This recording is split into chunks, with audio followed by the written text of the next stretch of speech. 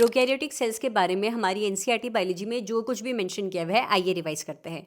देखो बच्चों, prokaryotic cells वो सेल्स होते हैं जिनके पास membrane bound cell organelles absent होते हैं और वेल डिफाइंड न्यूक्लियस भी एब्सेंट होता है। Bacteria, blue green algae, mycoplasma जिसे कि पीपीएलओ कहते हैं, ये सभी प्रोकैरियोटिक सेल्स को रिप्रेजेंट करते हैं। प्रोकैरियोटिक सेल्स जनरली स्मॉलर होते हैं as compared to eukaryotic cells and they divide more rapidly than the eukaryotic cells. जो बैक्टीरिया है 4 बेसिक शेप्स में मौजूद होता है बच्चों।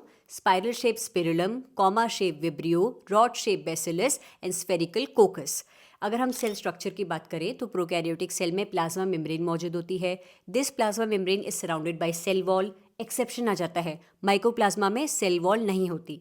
जो प्लाज्मा मेम्ब्रेन होती है वो एक सेमी फ्लूइड मैट्रिक्स को एनक्लोज करती है and this semi fluid matrix is called as cytoplasm.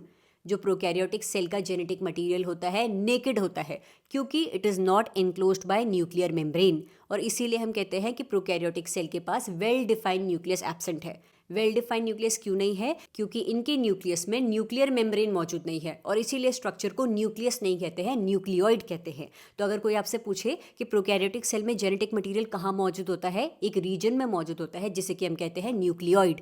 Nucleus prokaryotic cells में प्रेजेंट नहीं होता है। अच्छा, जीनोमिक डीएनए होने के अलावा बहुत सारे बैक्टीरिया ऐसे भी है जिनके पास स्मॉल सर्कुलर डीएनए भी होता है which is present outside the genomic DNA and this small circular DNA is called as plasmid DNA.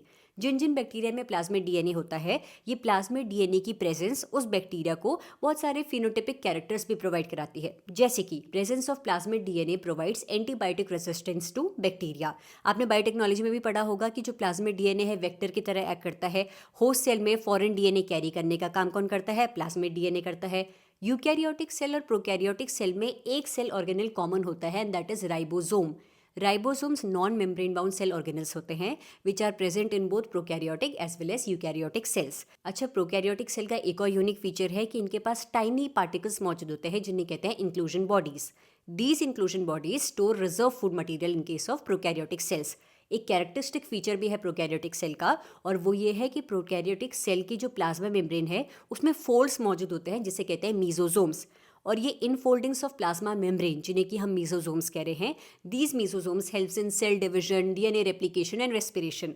Topic समझ आया तो वीडियो को लाइक ज़रूर करिएगा, और इसी तरीके से एनसीईआरटी के हर एक टॉपिक को शॉर्ट्स की फॉर्म में समझने के लिए stay tuned to biology at ease.